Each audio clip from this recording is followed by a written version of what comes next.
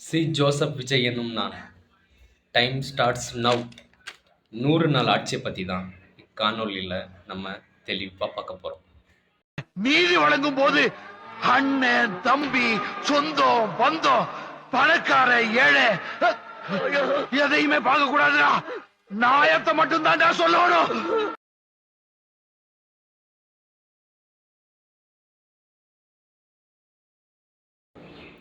தமிழகத்தில் அறிவிக்கப்படாத தொடர் மின்வெட்டு காரணமாக சென்னை உள்ளிட்ட பல மாவட்டங்களில் மக்கள் அவதி.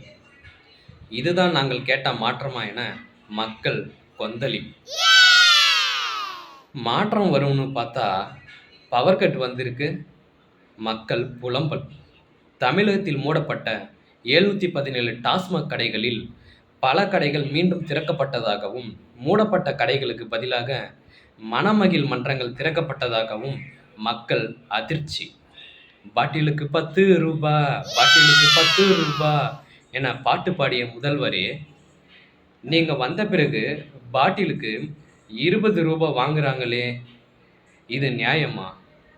இப்போ நாங்க பாட்டிலுக்கு 20 ரூபா, பாட்டிலுக்கு 20 ரூபா என பாட்டு பாடவா? குடிமகன்கள் பிடித்து பிடி கேள்வி.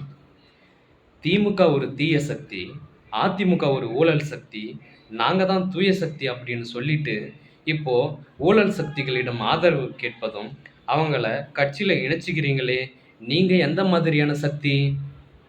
முதல் கையெழுத்தே பெண்களுக்கான பாதுகாப்புன்னு போட்டீங்களே முதல்வரே, கும்மிடிப்பூண்டியில் 3 வயது சிறுமி பாலியல் வன்கொடுமை, திருவள்ளூரில் 7 வயது சிறுமி பாலியல் வன்கொடுமை, தாம்பரத்தில் 10 வயது சிறுமி பாலியல் வன்கொடுமை, பூந்தமல்லியில் 7 வயது சிறுமி பாலியல் வன்கொடுமை, கோவையில் 9 வயது சிறுமி பாலியல் வன்கொடுமை. தமிழகம் எங்கும் பல இடங்களில் தாவேக நிர்வாகிகளால் பாலியல் குற்றங்கள் நடந்து வருவதாக பொதுமக்கள் புகார். 10 லட்சம் கோடி தமிழ்நாட்டிற்கு கடன் இருப்பதாகவும் ஒவ்வொருவருக்கும் 1,24,000 கடன் இருப்பதாகவும் வெள்ளை அறிக்கை வெளியிட்ட தாவேக அரசு வெட்கமே இல்லாமல் ஆட்சிக்கு வந்த 3 மாதத்தில் 24,000 கோடி கடன் வாங்கியிருப்பதால் வாக்களித்த வாக்காளர்களே அதிர்ச்சி. சாட்டை எடுத்து